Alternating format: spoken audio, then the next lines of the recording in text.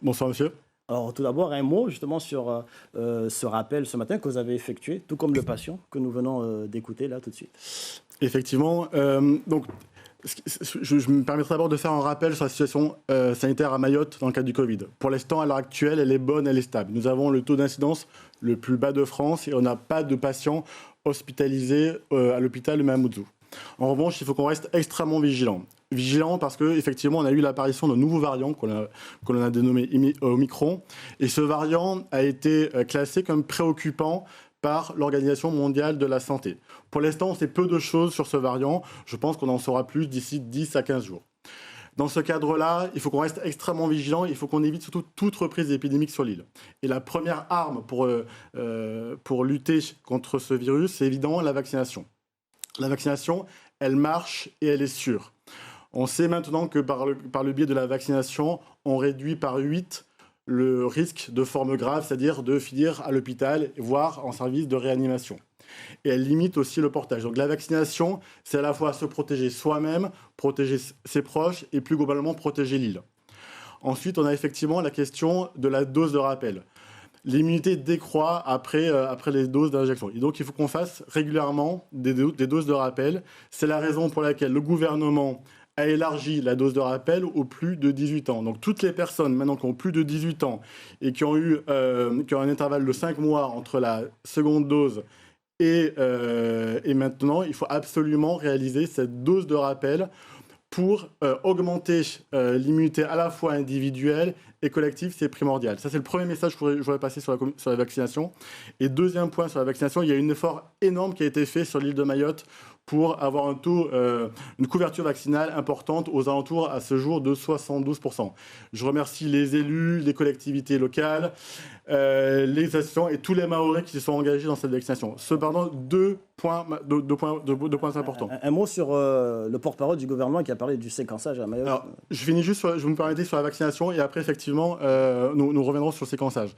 Mais un deuxième point important. Donc, il faut vraiment que toutes les personnes qui sont éligibles à cette dose de rappel aillent dans les centres de vaccination. Et deuxièmement, la moitié des personnes à risque de plus de 65 ans ne sont pas encore vaccinées. Et on sait très bien que c'est ces personnes qui vont, si elles ont le virus, vont finir à l'hôpital et en réanimation. Donc il faut absolument que cette poche qui est encore importante, de la moitié de la population cible des plus de 65 ans, aille se faire vacciner. Donc ça, c'est sur la vaccination. Ensuite, effectivement, dans le cadre du Omicron et dans le cadre de la protection de l'île, on a un objectif de pouvoir détecter très rapidement les premiers cas. La lutte contre une épidémie, c'est comme un feu de forêt. Il faut que dès lors qu'il y a les premières brindilles qui s'allument, on puisse éteindre le feu. Et donc, notre objectif, c'est qu'on puisse détecter très rapidement les premiers cas. C'est la raison pour laquelle on a mobilisé tous les professionnels de santé libéraux et hospitaliers de l'île pour qu'ils soient en capacité d'interroger les patients et de savoir si ces patients ont eu un voyage dans la zone à risque en Afrique australe. Et par la suite, tous ces patients auront, si le test est positif, seront séquencés. Et effectivement, globalement, on a augmenté nos capacités de séquençage.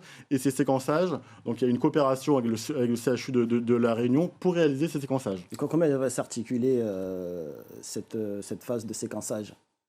En fait, très concrètement, le professionnel de santé, dès lors qu'il a un test, soit il a un test PCR positif, et là-dessus, on envoie directement le prélèvement à La Réunion, soit le test a été réalisé par le biais d'un test antigénique, et on redoublera pour faire une PCR, et envoyer au CHU de La Réunion. Alors, outre le Covid, la vaccination et le séquençage, l'eau, qui fait partie aussi de l'actualité. On l'a vu dernièrement avec le manganèse. Qu'en est-il exactement ? Quelles sont les mesures d'urgence à appliquer concernant cette crise qui frappe toute la population ? Donc effectivement, sur l'eau, l'Agence régionale de santé est responsable de la qualité et de la surveillance de l'eau.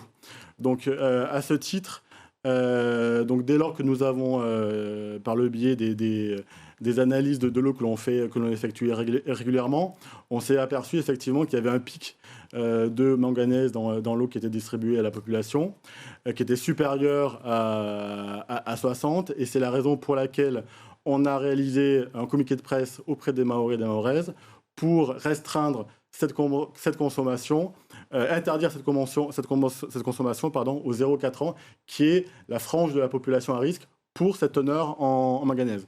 Et en complément, effectivement, la SMEAM est en train de réaliser un certain nombre de travaux pour réduire ce taux de manganèse dans l'eau, ce qui est le cas actuellement sur Mayotte.